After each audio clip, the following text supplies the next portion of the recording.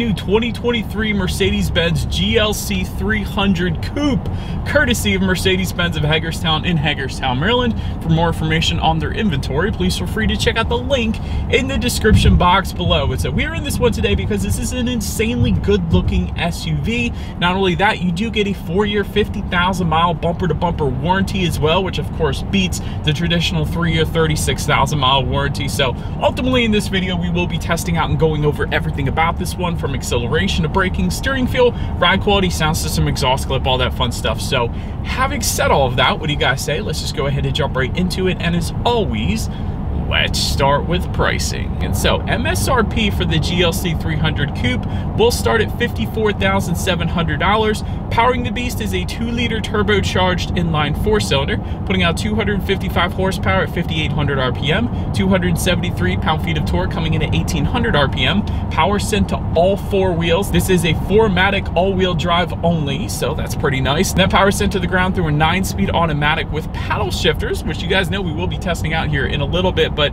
0 to 60 time is going to come in at approximately 6.2 seconds. Top speed 135 miles per hour, with MPG numbers coming in at 21 in the city, 27 on the highway, taking premium unleaded fuel. And so before we do any kind of fun acceleration or paddle shifter test here in the GLC300 Coupe, wanted to mention to you guys the drive modes. So there's a little toggle switch labeled dynamic. It stands for dynamic select. And when you press that up and down, essentially you got eco, comfort, sport, sport plus, and individual drive modes, adjusting things like the shift points, the throttle responses, steering sensitivity, and the eco start stop system then as well. So now having got all of that out of the way, what do you guys say? Let's go ahead and find a straightaway. Let's put the paddle shifters and acceleration here to the test at the same time. Let's see how quickly the paddle shifters are going to react, and let's see how quickly we can get this thing here up to speed. All right, here we go. So we were in sport driving mode in 3, 2, 1, go baby.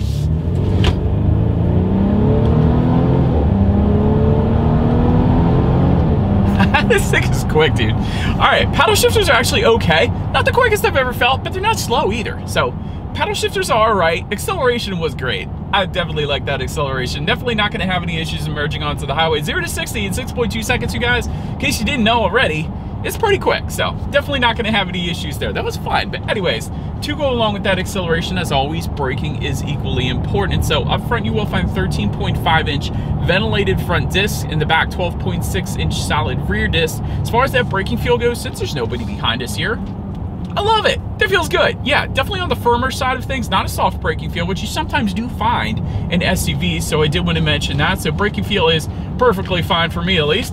Then touching on suspension and handling, up front, you're going to get an independent 4-link front suspension. In the back, 5-arm multi-link rear design. But not only that, you also do get an adaptive damping suspension. And so that's something that doesn't always come standard, even on luxury manufacturers. So that adaptive damping suspension is nice. Essentially what that is it monitors each shock absorber individually, not only adjusting to the road imperfections, giving you a smoother ride, but it's also going to tighten up that suspension during heavy cornering, really giving you the best of both worlds. So a lot of times that will be optional in other luxury manufacturers, but very rarely will it come standard unless you're paying like $100,000 or something like that. So I like that it's standard here on the GLC300 Coupe. I'm a big fan of that. So ultimately, when it comes to ride quality, I've personally had no issues in my short little test drive here today. So that is 100% on point. Touching on steering feel, actually, I like it here. It's in sport driving mode still, and it's definitely weighted on the heavier side of things. Let me do an experiment here. Put it back in comfort driving mode. It does loosen up, but quite honestly, even in comfort driving mode, the steering feel is still quite brilliant. Still weighted on the heavier side of things, but if you wanted even heavier steering feel, that's what you got the sport driving mode for. So I love this steering feel on the GLC300 Coupe. Touching on cabin noise, I'm going 55 miles per hour right now, so I'll let you guys be the judge of that, but it's been perfectly fine for me. And I do want to mention though, there is a noise insulated front glass kind of option that goes for $150. It's essentially an acoustic front windshield, so that's going to assist with a little less cabin noise as well, so that is pretty cool. Then touching on visibility, I can see I don't know. I'm just gonna say I don't know because it's not bad. Honestly, you would probably get used to it. It's not gonna be as good as the GLC300 without the coupe form, because it's just because of its shape, because of its kind of sport back shape in the back. It's not going to be as good as a traditional SUV's rear visibility would be, because you have less of that glass to actually look out of in the back. But like I said, if you ask a Camaro owner, if you ask the 370Z owner how the rear visibility is, they're going to say it's perfectly fine, because it's one of those things that you get used to. So for me, I wouldn't have an issue with it because this thing is dang good looking and it's worth the sacrifice in my personal opinion. Then touching on full visibility, rain sensing windshield wipers actually do come standard on this thing, which I absolutely love. Essentially what that is it's going to detect any kind of mist or rainfall. It's going to automatically then turn on those windshield wipers for you. So little convenience feature there. Did want to also mention though, there is a head-up display that is an option that goes for an additional $1,100 if you wanted to go that route. But that pretty much rounds out the performance segment of this review, guys. So now go ahead and take a look at the exterior of our brand new 2023 Mercedes-Benz GLC 300 Coupe. All right, so here she is, you guys, the new 2023 Mercedes-Benz GLC 300 Coupe, finished in graphite gray metallic, in case you were curious of our exterior color name that we had on this one today. So let's go ahead and start with where this one is made, because as you guys know, although this is a German company, that doesn't mean necessarily that it is built in Germany, but in the case of the GLC 300 Coupe, it actually is. Starts with the W on the VIN there, so this one is built and assembled in Germany. But now let's go ahead and start up front on this one. Diamond block front grille in typical Mercedes-Benz fashion. That has always looked good, and it still does today. Did want to mention there's an additional option being an illuminated star, which actually we do have. It might be hard to tell here in the daylight, but that goes for $500 if you wanted to go that route. That is pretty cool. I've seen that light up at night and it looks dang good. It definitely stands out, so I like it. Anyways, chrome accents on the lower portion of that front bumper, I guess the front lip you could say. So like that, front air curtains to the side, helping direct air around the wheel and tire combination, of course. To the sides then, LED headlights with LED daytime running lights do come standard. You do get the automatic feature with that as well, meaning when it starts to get dark at night, those headlights will turn on automatically for you there. And automatic high beams, which were newly standard for last year, the 2022 model, of course, are going to come standard again on the 2023. So definitely a very good looking front end. Let's now go ahead and make our way to the side. All right, so but now since we are around to the side of this one, satin chrome window surrounds do come standard. You do have some chrome accents found on the upper portion of those door handles if you get up a little bit closer as well. Rear privacy glass also going to come standard. And then take a look at the side mirrors. They are body colored power adjustable side mirrors. They will be heated with LED integrated turn signals coming standard as well. But not only that, power folding mirrors also coming standard. So gotta love that. Then take a look down at the wheel configuration. These are some dang good looking wheels on the GLC Coupe. I gotta admit, 19-inch 5-spoke alloys will come standard, but there are plenty of 20-inch wheel designs available, including the AMG wheel design that we have today. So there are a couple AMG line packages that give you 20-inch wheels specifically for those AMG packages. So they definitely look good. But anyways, pretty much rounds out the side profile. Gotta love that sport back design. But now let's go ahead and make our way to the back. And so, but now since we are around to the back of this one, you guys get to see all the way to the top there, there is a very low profile kind of, I guess you can't even call it a shark fin antenna, but antenna. So that is pretty cool. I always like the low profile look. There's kind of an integrated rear spoiler. I'm going to get up a little bit closer so I can show this to you guys, but it's not really a rear spoiler, but it's kind of integrated. It's got a little lip to it. So I think that looks dang good as well. Got the 4MATIC badging back there, indicating that all-wheel drive essentially comes standard on this one.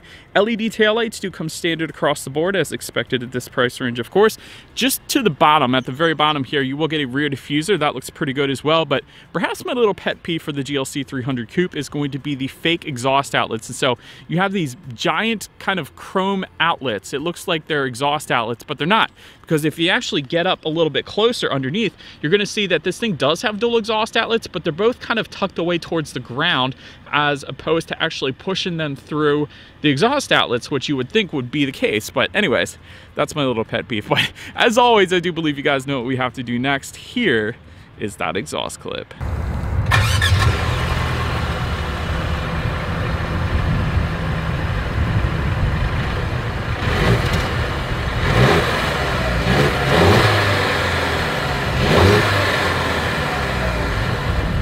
All right, so but now since we are around to the back of the GLC 300 Coupe, when it comes to opening that rear tailgate, it actually is a hands-free power tailgate coming standard on this thing. So simply just walk up behind it with the key fob in your pocket, kick underneath, it's gonna automatically open up for you there. And if you didn't want to do that, there is a button on the key fob to, again, it's a power tailgate, and There is a hidden way if you press in on the upper portion of that Mercedes-Benz logo back there as well. That is yet another way to go ahead and open up the rear tailgate. But once opened up, cargo capacity comes in at 17.6 cubic feet. But there are some buttons to fold those rear seats down in the cargo area, of course. And if you do that, that is going to bump that number up to 49.4 cubic feet. Then there is some cargo lighting back there. There's grocery bag hooks. There's chrome plated tie down anchors as well. There's a 12-volt power outlet. There is a side cargo net back there, a cargo cover. And then if you were to lift up underneath of that cargo floor, you're going to find a spare tire in there as well. And one of the better things about the cargo area is it's all finished in like this nice carpet kind of material as well. So you typically will find that in luxury manufacturers like BMW and Mercedes. So I am a big fan of that. So then making our way up to the rear legroom, that is going to come in at 37.2 inches. So for reference, I'm an even 6 feet tall. This is how much space I have back there. Rear ventilation does come standard. There's dual phone charging ports back there as well. There actually is a 12-volt power outlet. There is a rear center armrest with cup holders and kind of a tablet holder as well, which I thought was pretty cool. And heated rear seats are available for an additional $500 if you wanted to go that route. Fun fact on those heated seats, last year they were an additional $580, but for 2023 only an additional $500. So anyways, then make our way up to the front seats. Power adjustable front seats with 4-way power lumbar coming standard. You do get memory settings for up to 3 different drivers and passengers as well. So you don't always find that, even on luxury vehicles. So the passengers, they have 3 different settings on their side as well. So that's pretty cool. Heated front seats are going to come standard. I'm loving them today since it was 22 degrees when I first started filming this video. Ventilated front seats go for $450.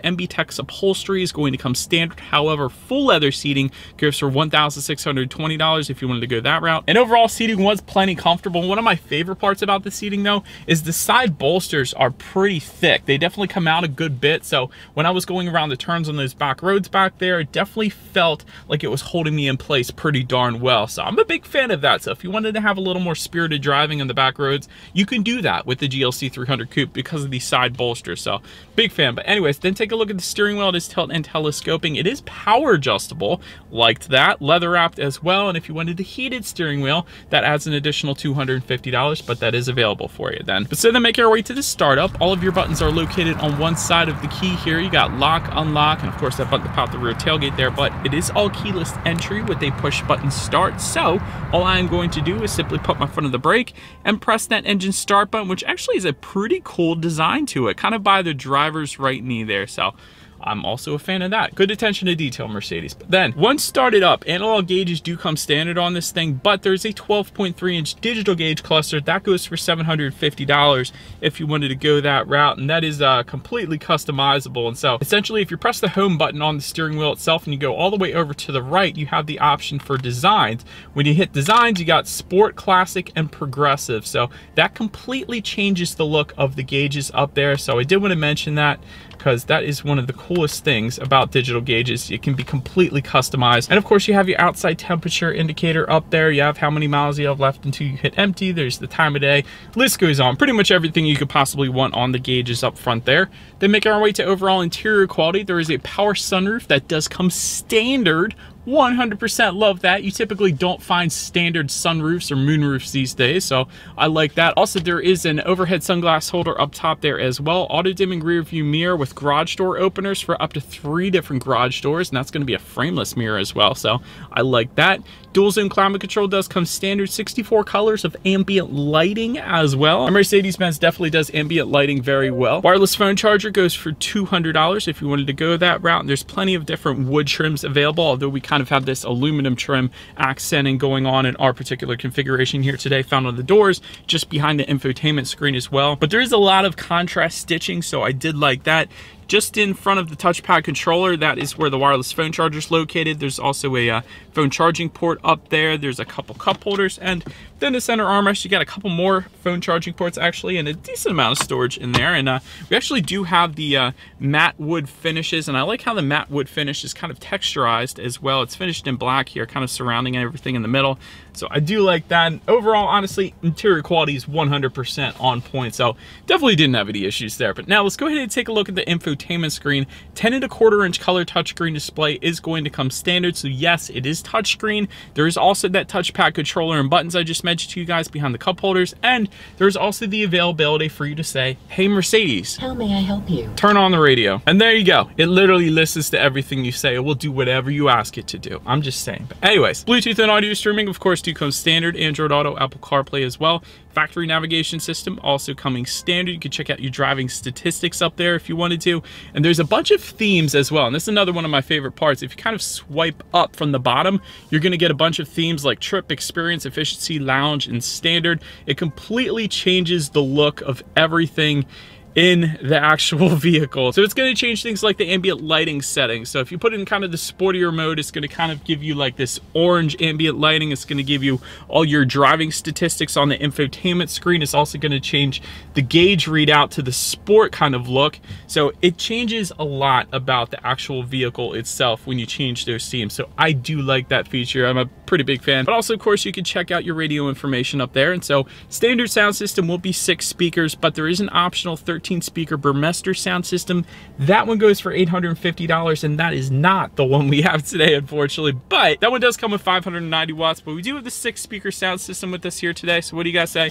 Let's go ahead and turn on the radio, see what we got playing today, and let's test out the clarity of this one.